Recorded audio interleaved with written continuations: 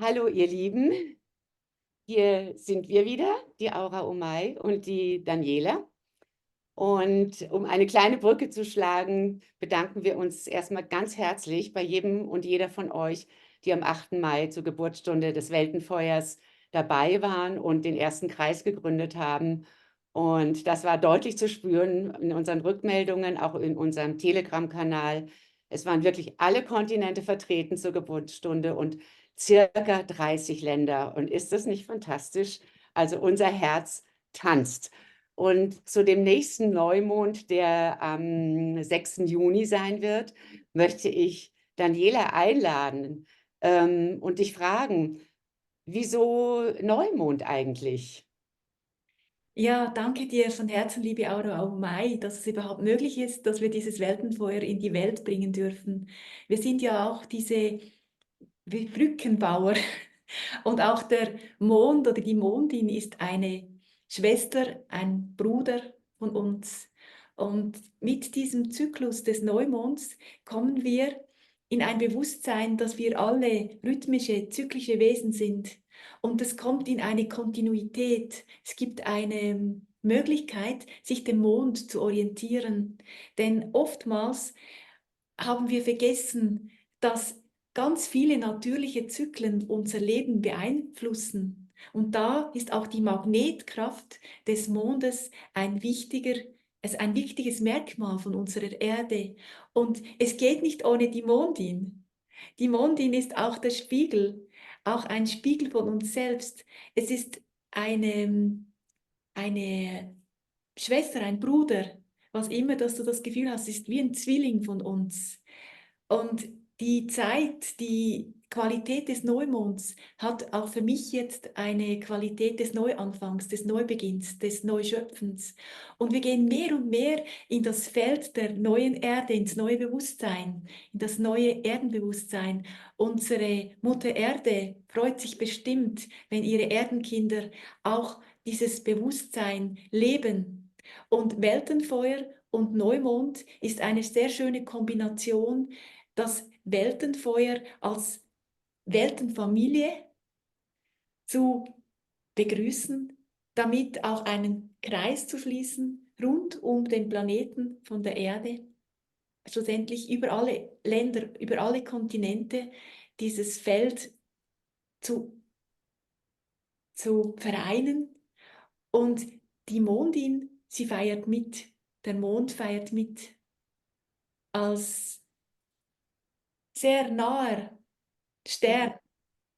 Ich sagte mir jetzt extra Stern. Es ist auch eine Welt, die sich vereint mit der Erde, die sichtbar ist. Und so feiern mit uns der Mond, die Mondin mit, aber auch zu Neumond die Sterne. Und genau zu der Zeit sieht man den Himmel mit einem ganz anderen Augen. Denn die Pracht und der Glanz von jedem Sternenvolk ist genau auch mit präsent in diesem Feld des Weltenfeuers. Und ich persönlich finde, es ist eine sehr, sehr schöne Zeit jetzt auch, diesen Mond zu ehren, diese Kräfte zu vereinen und das zusammen am Feuer zu erleben. Genau. Was möchtest du noch dazu ergänzen, liebe Aura Omai, zum Neumond? Was heißt für dich der Neumond? Was ist für dich die Kraft des Neumonds? Die Kraft des Neumondes ist für mich einmal auch, wie viele Völker den Neumond feiern, begehen in Ritualen, in Zeremonien. Sehr viele zu Vollmond. Der Vollmond hat auch seine Kreise der Menschen, der Tanzenden, der Feiernden um sich. Und der Neumond wird interessanterweise von sehr vielen indigenen Stämmen mehr gefeiert, zeremoniert, sag ich mal. Und für mich ist da eine ganz klare Botschaft drin, der Neumond, wir sehen ihn ja nicht. Der ist ja für uns in dem Moment nicht sichtbar.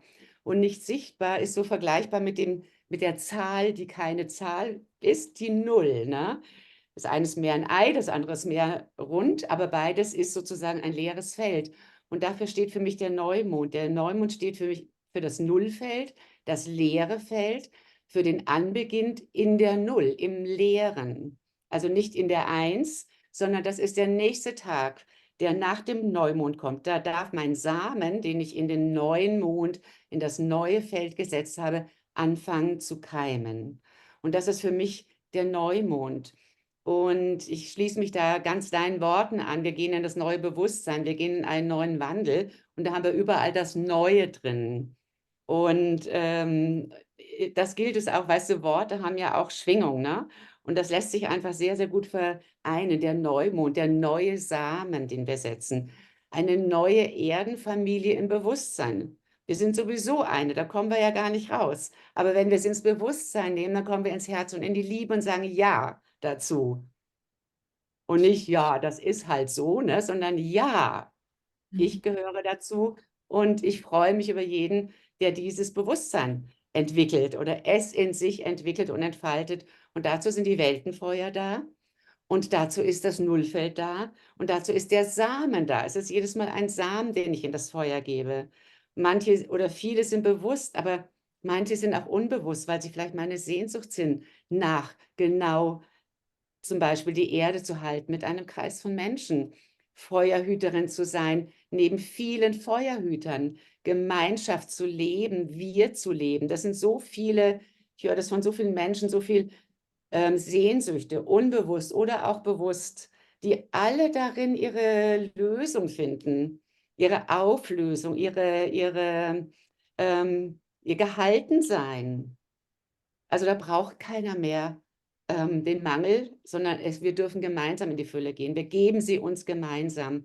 Und das liegt für mich alles in diesem Nullfeld, auch wirklich diesen Neubeginn. Was gibt es Schöneres, als zu sagen, wir sind eine Erdenfamilie mit einem gemeinsamen Herz, ja. Und das müssen wir auch erstmal lernen. Also lasst uns anfangen bei Null und dann kommt die Eins. Ja, für mich geht es sogar weiter, dass wir eine Weltenfamilie sind, weil wir eben diese Welten verbinden. Und da ist sicher das Bewusstsein von dem Planeten oder auch das Bewusstsein, dass da verschiedene Welten existieren, sehr, sehr wichtig. Genau. Und ich freue mich auf jeden Fall jetzt, auch wenn beim nächsten Weltenfeuer am 6. Juni sich wieder ganz viele Herzen treffen am Feuer. Und wenn diese Menschen sich wieder vereinen und sich treffen und wirklich gemeinsam auch zur Ehre und zur Freude von Mutter Erde, aber auch zur Ehre und zur Freude von unserer Großfamilie sich treffen und vereinen und das Gefühl, dass da irgendwo auf der Erde an anderen Orten auch diese Feuer brennen, das ist für mich persönlich ein wunderschönes Gefühl. Und ich freue mich jetzt schon auf den 6. Juni auch da wieder mitzuwirken und dabei zu sein. Und ich habe auch am letzten Weltenfeuer jetzt erlebt, auch wie schön es war und wie achtsam es war, wie die Menschen kamen, trotz Regen, das war völlig egal. Ähm, Die waren da. Wir waren einen großen Kreis von Menschen und alle haben ein Geschenk mitgebracht. Das war auch sehr schön für die Erde. Es waren Kräuter vom Garten, die mitgebracht wurden, die dem Feuer übergeben wurden oder halt eben also diese Achtsamkeit. Oder zum Teil haben sie auch Holz mitgebracht, also auch und diesem Holz auch die Energie übertragen, also die Liebe übertragen. Und dieser Rauch hat das dann wieder vereint. So wie der Ozean alles vereint hat, auch dieser Rauch weltweit alles wieder vereint und das in das Feld der Liebe mit eingenommen und mit einbezogen. Und dieses Feld der Einheit, das wird immer bewusster.